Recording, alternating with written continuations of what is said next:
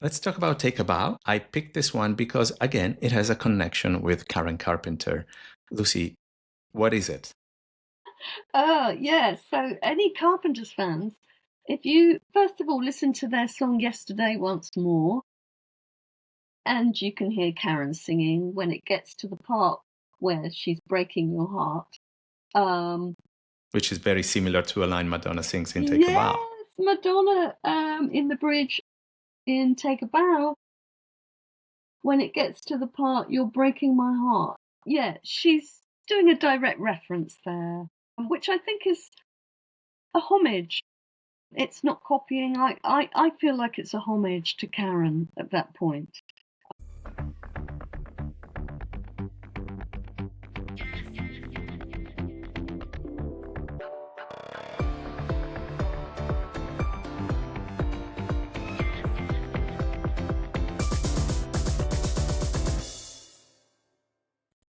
Ciao, and welcome to Madonna Songbook, the podcast about Madonna's music, her great songwriting, and producing talent.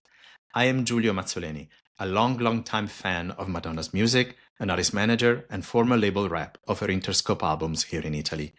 I am also the writer of Madonna's Songbook, a 700 pages volume about all of her songs, 500 titles between hit singles, deep cuts, unreleased demos, and rarities. And this podcast follows the book's footsteps in wanting to recap, narrate, and discuss Madonna's musical work of art and her creative talent. I want to thank all those who watched and sent lovely comments for the first episode. It convinces me even more of the importance of discussing the essence of Madonna and her music away from all the rest. I know now that there is a community who loves what she does in so many areas, but has her music closer to their heart. By the way, if you have questions and want to know more about specific songs, look out for Madonna Songbook on Patreon, where you can subscribe to a premium plan to access exclusive Q&A podcast episode with your questions and win a free copy of the book every month. In each episode of this podcast, I take 2 songs from Madonna's vast repertoire and discuss them with a special guest. The conversation defines a common thread between the 2 titles and then moves to a broader list of songs under the same theme. You can find these lists on my book and on Spotify. I hope you'll enjoy this episode, and please join the discussion with your comments on YouTube and Spotify, where you can watch the video edition of this podcast, as well as the audio platforms of Apple, Amazon, and Podbean. Without further ado, let's take a journey into Madonna's songbook, leave the chatter behind, let the music take control. The subject of this episode is Madonna's ballads. The 2 songs we'll particularly discuss and compare are This Used to Be My Playground and Take a Bow. They are 2 powerful hits of Madonna's long list of ballads. They are both from the early mid-90s, and they also have something in common, a special inspiration, although they are very different songs. To discuss this special common thread, I have invited a guest from London, England, Lucy O'Brien. Hi, Lucy. Hello. It's lovely. Thank you for inviting me. It's lovely to be chatting with you today. Thank you. You're an inspiration to me. The books that you've written have really been helpful in terms of their contents and really with the path that you have been following with your career. I will tell more about this actually to the listeners, for those who know you for Madonna's book, but also those who may not know about you. A few brief notes, a sort of bio. Lucy O'Brien is a writer, academic, and a broadcaster. She wrote an important book called She Bop, The Definitive History of Women in Popular Music, which also became a Radio 2 show and an exhibition at the National Portrait Gallery. She wrote important biographies, like the one you may know. Like an Icon is the definitive Madonna bio. I think you did an amazing job with the biography of Madonna because it focuses on her as an artist and as a woman, which I really think it's special. You've also written a very special book that we're going to discuss. It's Leading Sister, the story of Karen Carpenter from the Carpenters. I really love this book. As you can see, it's a little worn out. I took it everywhere with me for a few times. And then there's another one that I just read, and it's the biography of Dusty Springfield, Dusty. I recommend this other book because it's a story about a woman not so contemporary, from a time when it was really hard to affirm yourself and your own identity. And there's a lot you will discover, even if you know Dusty and her great songs. Lucy has also collaborated with singers like Skin from Skunk Anansie, Annie Lennox, Alison Goldfrapp on their writings or their bios. She has written articles for NME, Q, The Independent. There's a beautiful story on the anniversary of Like a Prayer that you can still find online, and The Guardian as well. She teaches at London College of Music, University of London, and University of Westminster. Did I say it all? Is there anything more you would like to add? No, that's great. Yeah, I did my studies. Yeah, that's brilliant. Thank you. Before we discuss the music of this episode, please share with us your Madonna experience. When did you become a Madonna fan? What struck you the most about her first sight or first listen, since we focus on music? And what is to you the one or one of the most important or most beautiful songs or albums, if you prefer, that she's ever done? What is closest to your heart?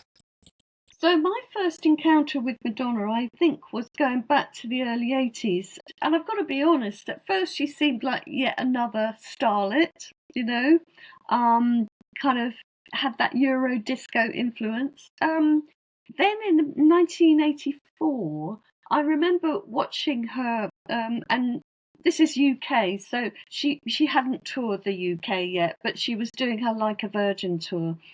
And it was broadcast on Channel 4 TV. And I remember watching her and thinking, oh my God, there's so much more to her. Live, she is such an immediate, engaging performer. And she kind of winked at the girls in the crowd. She had such stage presence and warmth.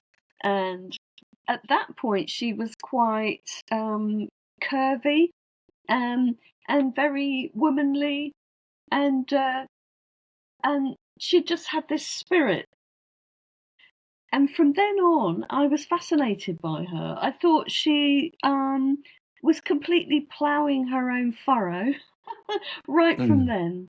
And she, I think what was very liberating about her was she was always in control and had such a positive message for her female fans.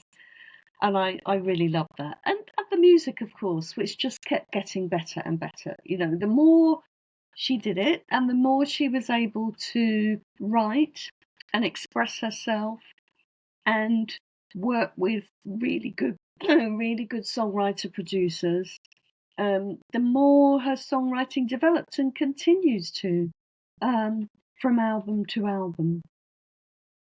That's true, and especially considering the ballads, and the ones we're discussing today in particular, they came at a moment when her songwriting had evolved to not a peak, because she continually grew, but to a high level.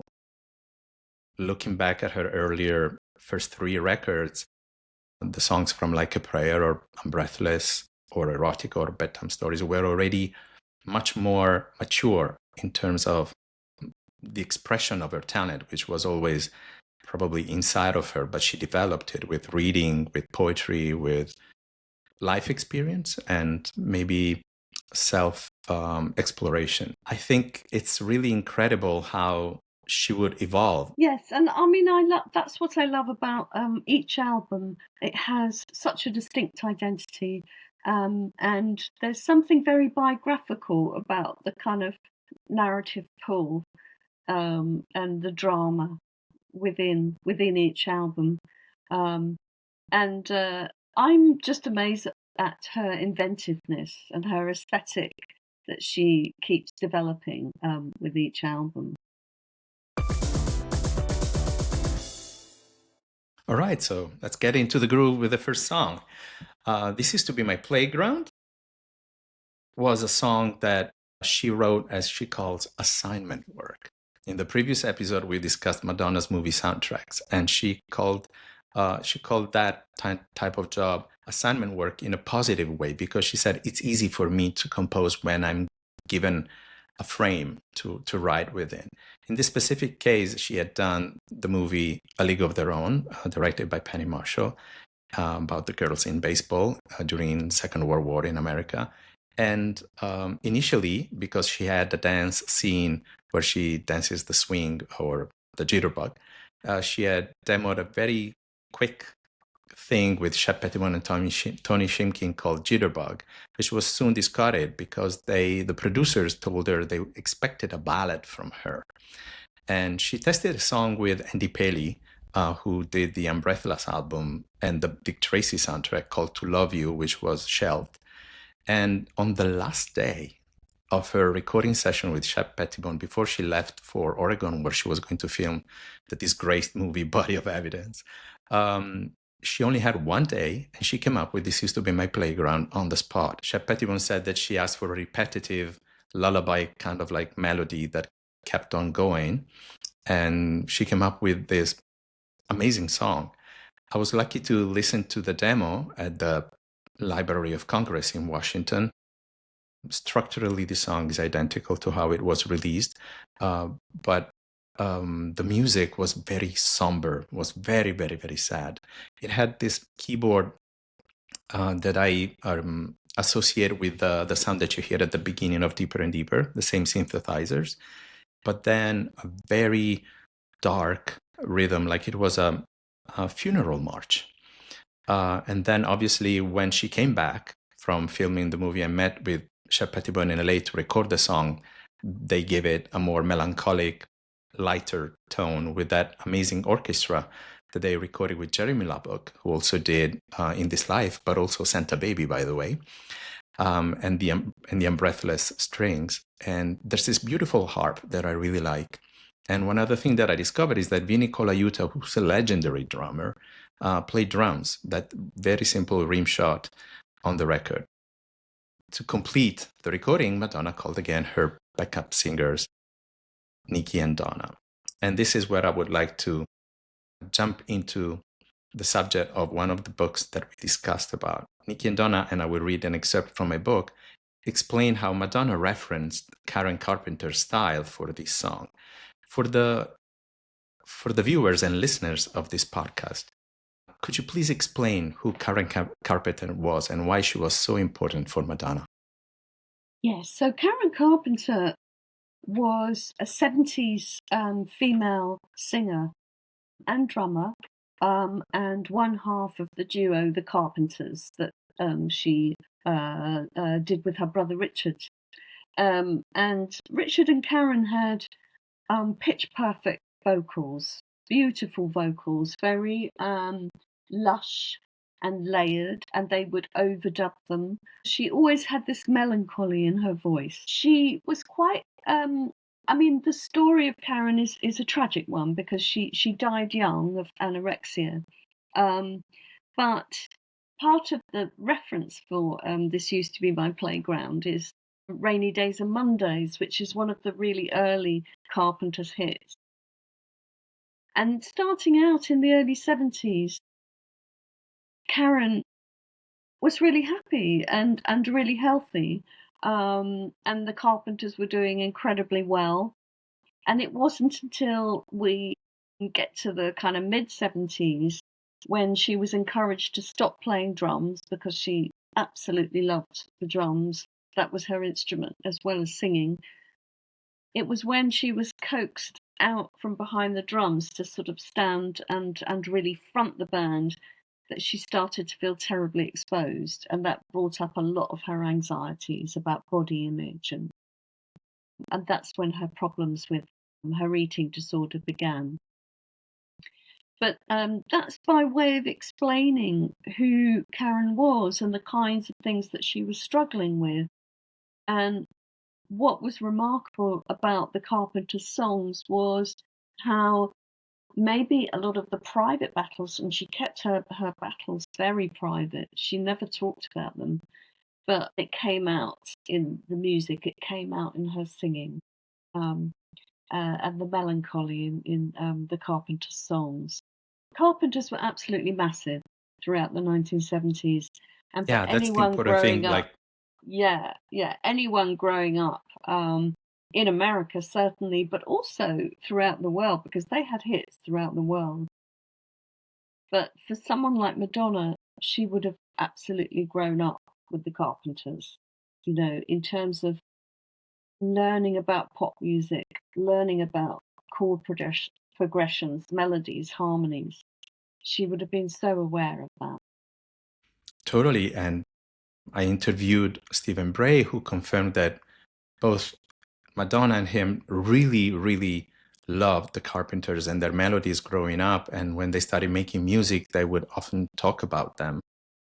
Songs like Angel are kind of a tribute to Karen Carpenter in the melodic turns, but also with the fact that she had died a few months before Madonna and Stephen Bray composed that song. She returned to that kind of style in Shooby-Doo and other songs, but I think that this used to be my playground. To go back to our focus, is an exquisite example of how sweet Madonna's tribute was to Karen Carpenter and her singing. You mentioned Rainy Days and Mondays. For those who don't know that beautiful song, which is my favorite of theirs, I think it's also yours, isn't it? Yes, it is. Yes, it is. And she had this beautiful, articulate way of singing that I found very, very special. I think Madonna referenced it in details because, for example, at the end of the song, when Madonna goes, "Wishing you were here with me," her voice cracks. And it's not an accident. It's intentional, just like Karen ends that song of hers with the same cracking of the voice. I was shocked when I first heard it, because this is not about copying. This is such an intimate tribute. I would like to read an excerpt from my book, from the interview that I did with Nikki Harris about another song that they did inspired by the Karen Carpenter way of singing, and it's "I'll Remember." And she said, "That song felt so Karen Carpenter to me. I love Madonna singing that kind of stuff. That's the sweet spot to me. Rain, playground, and I remember." She does reference the Carpenters a lot because their singing was beautiful, and so is hers with these songs. I'm telling you, it's a clean sound on her voice, and it takes her out of the nasal inflection, and it really makes her true, beautiful alto singer that she is. I think there's a beautiful connection, like I said, but also the song stands out on its own for its beauty. The melancholy of the lyrics, for example, it references something that is gone. It's not a love song. It's about looking back at a past that is gone. There's another reference that I found. I think I found a connection with another old song. It's a Frank Sinatra song called "There Used to Be a Ballpark Here." But the one thing that is really special about the lyrics is a revelation that Madonna did during an interview with her fans on the Icon official Madonna fan club magazine back in the 90s, when they asked her, "What is the person you are referring to when you sing, 'I can see your face in a secret place, you're not just a memory'?" That reference, she said, it's the me as a child. So she looks back at herself as a child. I thought this was incredibly revelatory. And I love that song. I remember that summer I was in London for the first time as a student, and I bought this cassette that I'm going to show for people watching the podcast, because we are not just on video but also on sound. This beautiful little cassette that I bought at HMV on Oxford Street was so special. I played this song so much during that summer, and I felt so melancholic myself, although it was a very happy time of my life. What are your memories about that? Yes, so this used to be my playground. Is actually one of my favourite of Madonna's ballads. Certainly, her early ballads, and I think partly because the exquisiteness of the melody, and her singing. I think Nikki Harris is right. There's a real purity to the way she sings. I think it's something that happens to her when she sings ballads, in that she immerses herself in the feeling, and it's almost like she forgets to act.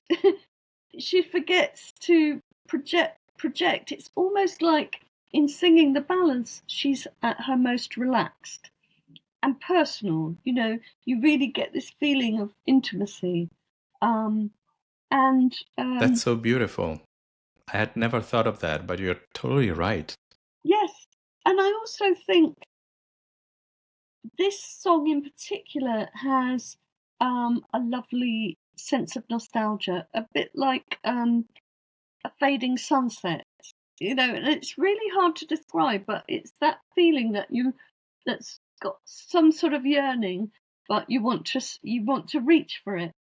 And I think it's really funny that she says it was just an assignment song and it was really easy to write, almost as if she was dismissing it. But sometimes that was when it worked the best with her, when she didn't overthink it, when she just let it come out. And the fact that she was singing to herself as a child, I think that's where you get that purity of feeling. Indeed, and that purity comes across both in the lyrics and in the singing, and as much as the video that she did with Alec Keshishan with that album of memories and going through the pages and back and forth. I felt really complete. Naturally, it was a big hit. That summer, it was a #1 in the US and internationally. And it was extremely celebrated. The funny thing is that she never performed this song live. Like many other ballads, she never had the tour that would give space to them because she stopped touring for 8 years after the Girly Show until Drowned World. And as we know, she likes to throw herself around the stage with up-tempo songs and only does a few ballads in her shows. She did sing a few lines in Chicago during the Celebration tour, reminiscing that she had been filming A League of Their Own in that town, or part of it. And as the crowd sang along, she was surprised. She said, "You know this song?" It's incredible how probably she doesn't consider her own hits as big as they really are. But This Used to Be My Playground is a very recurrent ballad. Let's talk about Take a Bow from the Bedtime Stories album, the second song of this episode. I picked this one because, again, it has a connection with Karen Carpenter. Lucy, what is it? Oh, yeah. So, any Carpenters fans, if you first of all, listen to their song Yesterday Once More, and you can hear Karen singing when it gets to the part where she's breaking your heart. Which is very similar to a line Madonna sings in Take a Yes, Bow. Madonna in the bridge in Take a Bow, when it gets to the part You're Breaking My Heart. Yeah, she's doing a direct reference there, which I think is a homage. It's not copying. I feel like it's a homage to Karen at that point. I found another one thanks to you, which is This Masquerade, which is a song by Carpenters, and Madonna sings This Masquerade Is Over. Yes. So it's lovely that she was consciously honouring Karen in the song. I also feel like there's traces of the Carpenters song Superstar in the sentiment, because this is about obsession with someone who's famous, someone who's on stage that is to a certain extent unreachable, someone that that she can't get over, but she has to say goodbye. The show's over now, say goodbye. And the song Superstar from the Carpenters is about a fan being unhealthily obsessed with a star and kind of following him around. So there's lots of overlap there with the Carpenters. Doing research on this book, I also found out that Babyface, co-producer and co-writer of this song, is a huge Karen Carpenter fan and a fan of the Carpenters. And he said in an interview, "I wish she was still alive," because he missed her voice.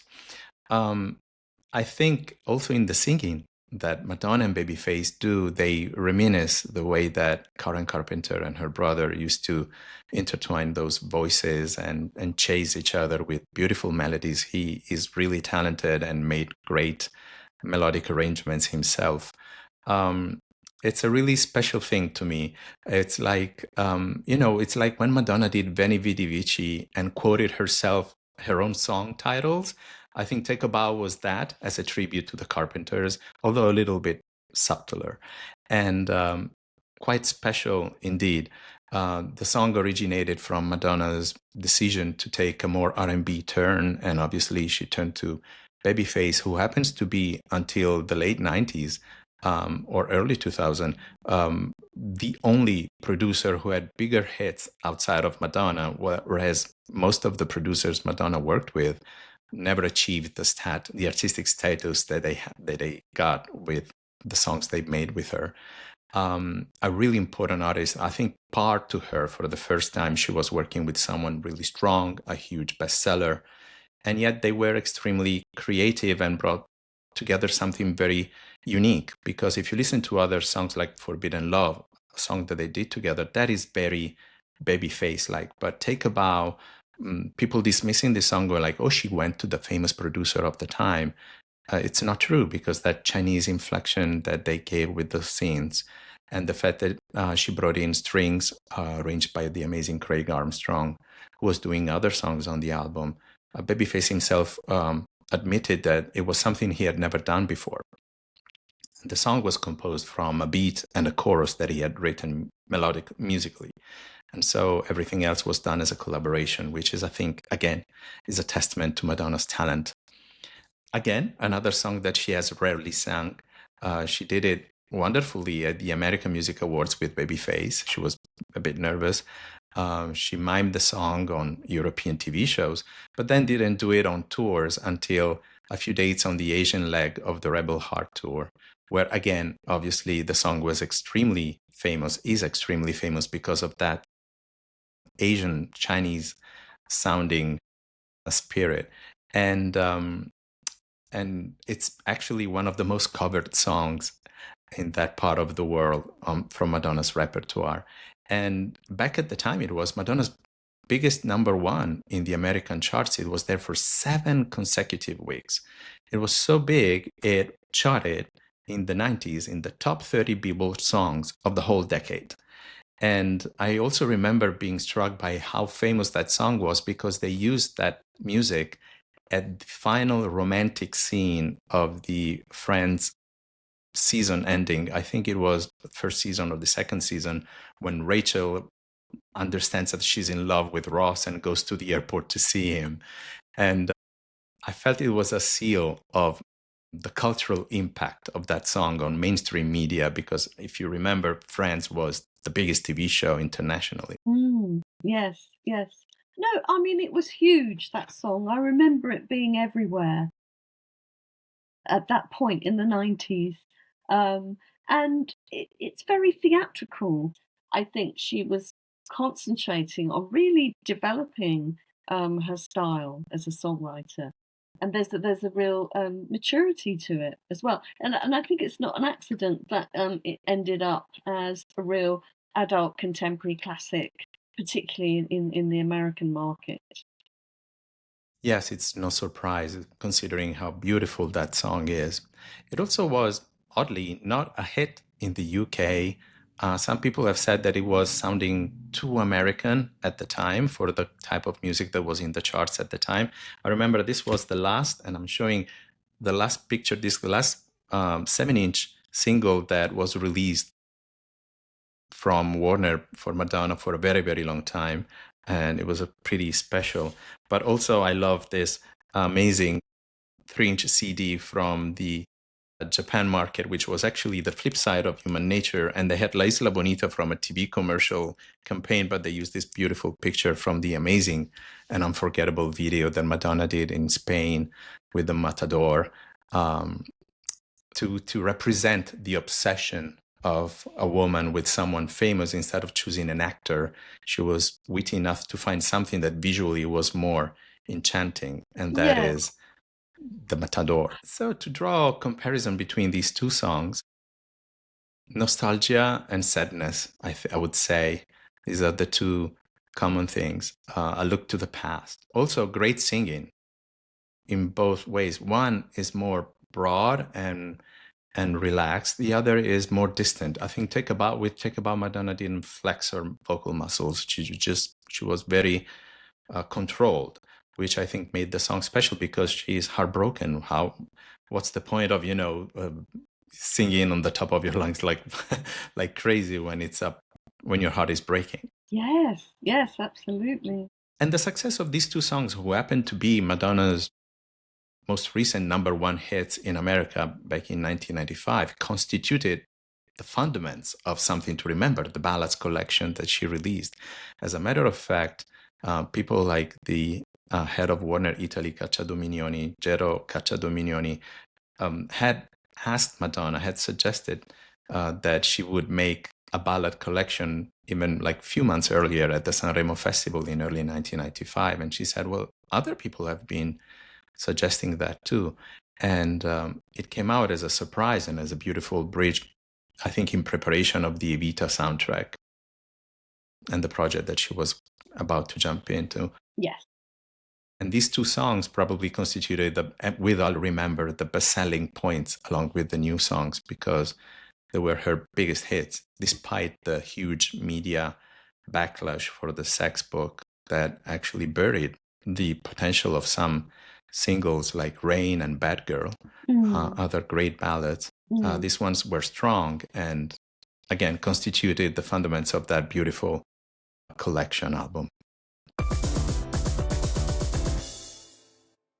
So let's talk about the Ballads playlist. I want to remind everyone that the songs that we're going to talk about today are available both on Spotify on a special playlist that I created. Inside my book, I have put, with the help of the amazing work of Anthony Coombs, who designed the book, I put together these playlists that are available across the book. And this is the one about the ballads, where you can find them all listed, and there's a QR code and you can reach Spotify with that. But in the previous page, there's this beautiful conversation that Lucy and I had about the Carpenters and the connection with Madonna. And I think it was a really special discovery. Thanks for your book. Thanks for helping me out, finding out about these beautiful songs. Okay, let's go through these titles. Obviously, it started with Crazy for You and Love Don't Leave Here Anymore. We've discussed Live to Tell in the previous episode, and The Look of Love as well. With Promise to Try and Oh Father, who are extremely personal, and Oh Father happens to be probably my favorite. There will be a special episode coming soon. Pray for Spanish Eyes, another great song from Like a Prayer that was performed fully live in the studio as a one session. And then there's the Sooner or Later song from the Dick Tracy soundtrack. To me, it's, again, a favorite. It's the way that Madonna showcased, even at a young age, how she could do Broadway better than a lot of Broadway singers. Every time I hear a cover of Sooner or Later, because when they tribute the amazing Stephen Sondheim, that song gets picked because it won him an Oscar, I hear these over-the-top interpretations and too theatrical things, and Madonna was actually taking things off, layers off, and yet she was very strong on the record. It's not an easy song to sing, and was kind of like fragile in a way in one of the performances in the movie. If you see Dick Tracy, when she starts, she's shaking and she's an unhappy person, but then as the movie goes on, she falls in love with Dick Tracy and wants to get her man, which is why Stephen Sondheim wrote that song, and she's fierce. If you see the second performance in the movie, she's seducing him as he walks into the club while singing. I love the evolution of the character. The same song, completely different, with subtle details. And then she did What Can You Lose with Mandy Patinkin. Another personal favorite is Bad Girl. How vulnerable she was in that song. Yes, and that is one of my favourites on the Erotica album. I think you're right. She expresses vulnerability in a way that is almost tender. And there's a lushness to that song as well that we also see with Rain. And I think it's like she takes a step up with her ballads when it comes to erotica. That's true. There was a specific moment when her songwriting and being open and even more confessional, even by taking a role of someone else. She explained this was not a story of something that happened to her, but she got inspired by what happened to a friend, and she took bits and pieces of stories and fiction and mixed it together like she does in many songs.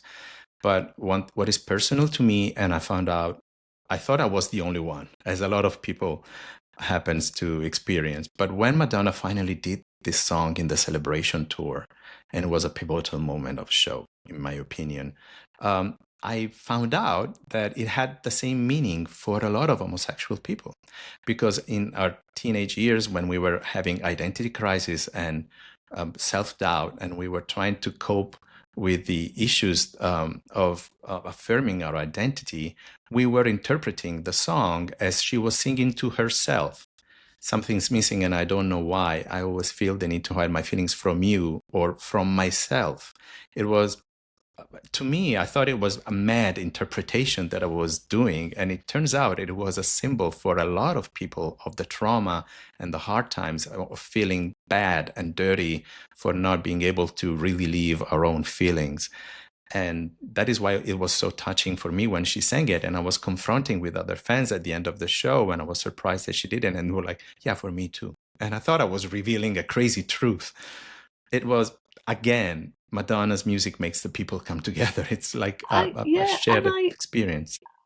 I felt that the celebration show was so much about her warm relationship with her gay fans, and that whole period in New York where she lost so many of her friends to AIDS.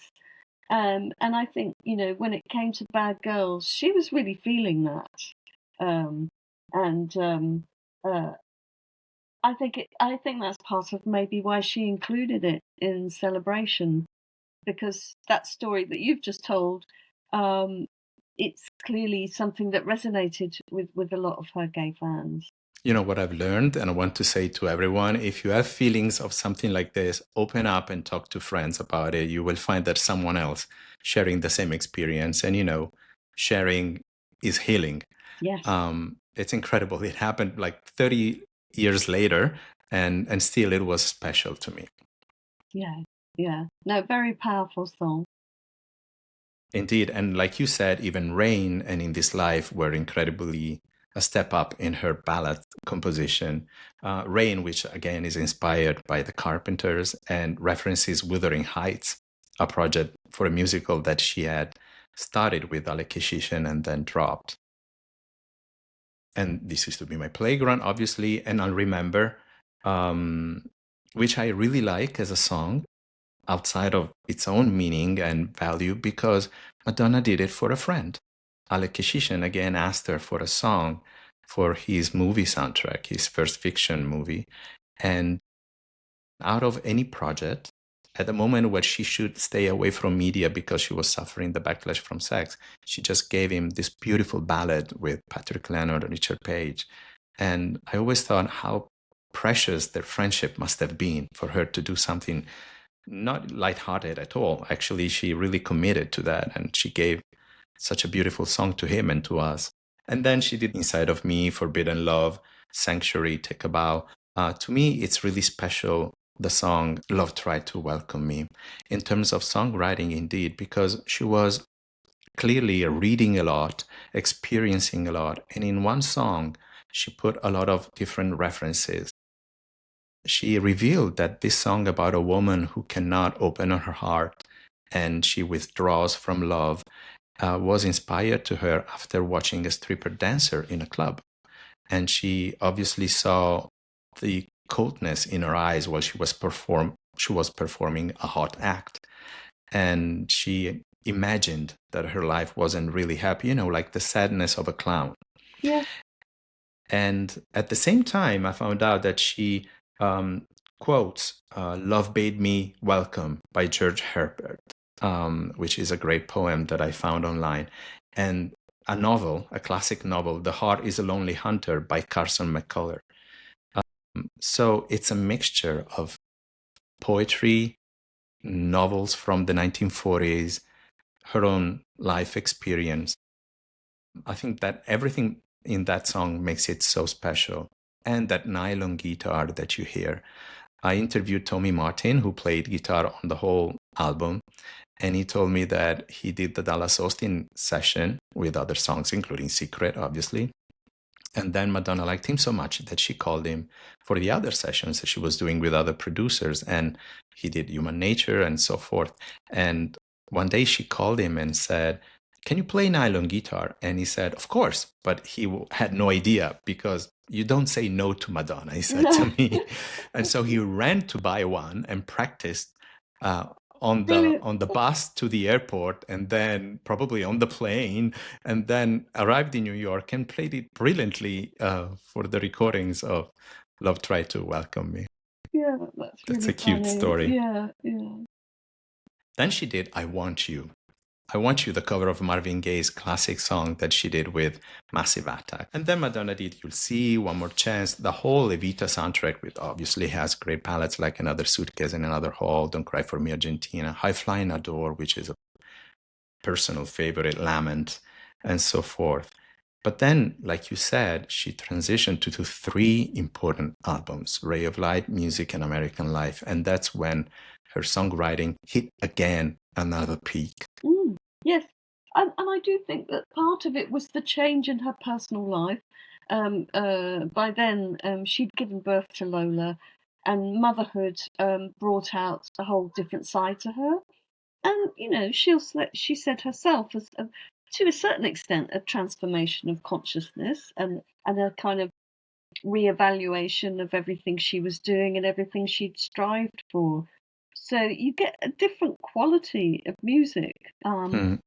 With Ray of Light, which is one of my favourite albums overall. So you've got the lovely electronic undertone, but then you've also got her almost quivering vocal, very pure, but very strong, because she's been singing those big Evita songs. So she's got a new kind of resonance and control in her voice. And so everything kind of comes together on that quite a celestial, almost celestial ballad, The Power of Goodbye. Which is, again, another inspirational song for a lot of us, because she talks about letting go of trauma and moving forward. I think something that came from her yoga meditation at the time. Freedom comes when you let go. Exactly. I think that was probably the most important lyrical line from the whole album to me. Freedom comes when you learn to let go. Creation comes when you learn to say no. When you're trapped in a situation, you can only move forward. And she has always been very courageous, because when we're hurt, we tend to remain in the gutter instead of looking up to the stars, to quote Oscar Wilde. It was a very special song. She even said that, do you want to go higher? Do you want to improve? And it's incredible. The power of goodbye can really be enforcing. A beautiful, beautiful song. What about the songs from Music? So one of my favourites is Paradise, Not For Me, partly because I love its subtlety. It's very intriguing, and I like the kind of glitchiness to it. Very atmospheric, very kind of European, actually, in the way it sounds. Indeed, and I also like the fact that the song is mysterious. It's hard to interpret. Actually, it was already written by Mirwais when she met him for the first time, and she said, "I want to sing this song," and it was already semi-finished. And Laetitia Casta, the French actress, was the voice on that record. But Madonna said, "Give it to me." She really wanted to do it, and she added her own twist. And it seems it references her relationship to Fan when she says, "I can remember when I was young. Into your eyes, my face remains." It's really intriguing, a song about celebrity, but at the same time not obvious, not explicit, very mysterious. And then Gone, which is another great ballad from that album. We haven't mentioned Has to Be, another song from Ray of Light that was really beautiful, again inspired by yoga and meditation. Time Stood Still, the second song from The Next Best Thing soundtrack, which sounded like a Power of Goodbye chapter 2, kind of similar in that atmosphere. And I Deserve It, the song that Madonna dedicated to Guy Ritchie when she first met him. But moving onwards to American Life, there's this huge Madonna ballad, Nothing Fails. Yeah, and that's one of my favourites. Absolutely. And I love the way on American Life she explores those motifs literally of American life. The guitar, the kind of almost country rock guitar that you get, and the revolving rhythms. And there's this really easy lilt. Um, this is a kind of new element in her songwriting. And I do wonder if she's partly picking up on, back in the day when she listened to Joni Mitchell, and she listened to some of those 70s singer-songwriters, because it kind of has that ease, and the melodies hark back to that. And I think what I enjoy about American Life is the way the word nothing is used, and it's used a few times in a very transcendental way, in the sense of, because of her interest in spirituality by then, she was conceptualizing nothing as everything, that in a way it's about surrendering of self, surrendering to the void, and I think she does it with a really deft touch. It's not heavy-handed. It's kind of there in the songs, in the beauty of the songs.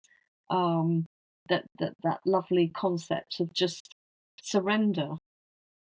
That's true, and it reflects even in other songs of the album, particularly the second part of American Life, which was shadowed by the controversy on the main single. But had she picked, for instance, Nothing Fails as a lead single, it would have been probably an incredibly successful album. And songs like Ecstatic Process, Intervention, or even Easy Ride, that is a personal favorite. Again, an inspirational song of not wanting shortcuts, but Yeah. wanting to earn things in life. Yeah, and I love Easy Ride as well, and that feels very personal. But at the same time, done with this very easy lilt again, and the guitar. What's it? I don't want an easy ride. I want to feel the blood and sweat on my fingertips. It's very her. It's like her, a almost gentle manifesto. Then the ballad format kind of was left aside in the music industry, especially in the early 2000s. And Madonna did fewer of them, especially she did none in the Confessions album. And even in the Hard Candy album, there's songs like Miles Away and Devil Wouldn't Recognize You, or maybe even Voices, that are kind of like mid-tempos or ballads turned into something more beat oriented, probably because it was the fashion of the time. But again, they're pretty special. And then she returned to that form in her most electronic album, MDNA, with Masterpiece, and that amazing song Falling Free that she wrote with her brother-in-law, Joe Henry. That's what I loved about MDNA, because she'd kind of slightly lost me a little bit, with the sort of more EDM sound. And then out pops Masterpiece, which she did with William Orbit, and I just think, oh great, it's like reuniting with an old friend. And she goes back to that real sweet beauty, in the way she sings, and there's a simplicity to it that somehow was a bit lacking in some of the tracks on MDNA, which felt maybe a little bit studied, or a little bit. I remember she was interviewed around this time, and she said, "I feel like I'm doing songwriting by committee." And what I miss, and I'm in these sessions with people that keep looking at their mobile phones, and I think what she missed was that kind of one-to-one connection that she had with a producer in the way that she did with William Orbit. So it seemed to bring out that side to her again. Right. And even when she did that song Love Spent, which definitely wasn't a ballad in the album, but was in her live show, it was extremely touching and profound. It feels like that song found its way long after the album was released. But in the live show, she added it during the tour, and it became probably the peak of the show.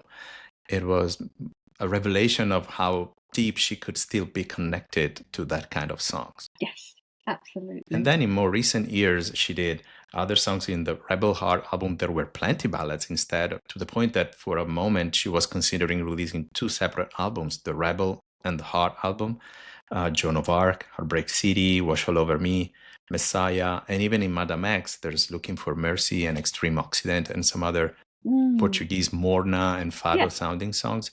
But I think the best ballad of the last few years is Ghosttown, an incredible masterpiece of her own collection. Yes. It's, I don't know, there's something magic about Ghosttown. Also, in the singing, she does remind us again of Karen Carpenter, but the great thing is that how she manages to convey a message of, if everything falls apart, we will still have each other. And again, for another great song like Bad Girl, and This Used to Be My Playground or Take a Bow, she didn't put it in her shows until probably halfway through the Rebel Heart tour. And I was so lucky to be present the first night that she sang it in Brooklyn. And she said, I haven't rehearsed this very much. If it's not good, please forgive me. But I really want to sing this song. And she sang it acoustically. And again, she was surprised by the audience participation and the reaction to that song. And she was reaching out to her fans saying, we will still have each other, whatever happens, right? And by singing that and believing that, and the way the audience reaction was so warm, she started crying at the end. But for a good minute, you can see the footage online, and she was totally moved because she lived the sentiment of that song, which in a TV interview here in Italy, she revealed was about probably confiding in her son as the last human being she would like to be left on this planet if anything happened, and not necessarily the object of desire, a love relationship, someone she's in love with in terms of a partnership. And that was extremely touching as well. Well, thank you so much for this wonderful chat. It's really great to talk to you. And again, your books have really guided me in putting together my own book. And I think you have a very witty insight on Madonna's songwriting because you understand her as an artist and as a woman. So I recommend everyone. It's been really nice talking about her ballads because I don't think she often gets enough recognition for the ballads because the up-tempo stuff is fantastic and the dance stuff is fantastic, and that's what a lot of people focus on. But actually, it shows the depth of someone's talent if they can really tackle a ballad. So it's been lovely going through some of our favourites today. And that's what this podcast and my book is all about, celebrating Madonna's talent as a songwriter and producer. And it's huge. And it's a huge talent. Thank you again, Lucy. Thank you. I hope to see you soon. I'll be in London soon, so I hope we can have a coffee. Definitely. Let's do that. Ciao for now. Bye. Ciao.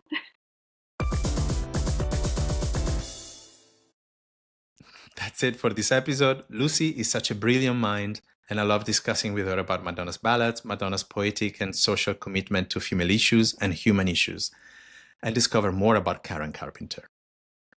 If you want to know more about this matter, you can check her books, as well as mine, Madonna Songbook. You can find it on Amazon in Europe, including the UK, as well as Canada and Mexico. In the US, it's on Abe Books. It's also available for worldwide shipment via the publisher's website, Grafiche Antigua. You can find the links in the description of this podcast and on my Instagram account, Madonna Songbook. I hope you liked this episode. Please let me know with your comments on your streaming platforms, whether it's on YouTube or Spotify or Amazon or Podbean or iHeart or wherever you want to listen to it. You can also send me a DM or a comment on Instagram at Madonna Songbook, where I'm constantly sharing contents on Madonna's music, and I love the interaction with you guys. And if you like this podcast and are curious about Madonna's music, please subscribe to the premium plan via Patreon, which once again gives you a chance to win a copy of my book and exclusive access to a monthly Q&A with me, where I will answer all of your questions so we can address your specific interests. In the next episode, we will jump into another Madonna musical world with a brand new playlist from Madonna's stellar songbook. Yes, on Madonna's songbook, it's all about the music.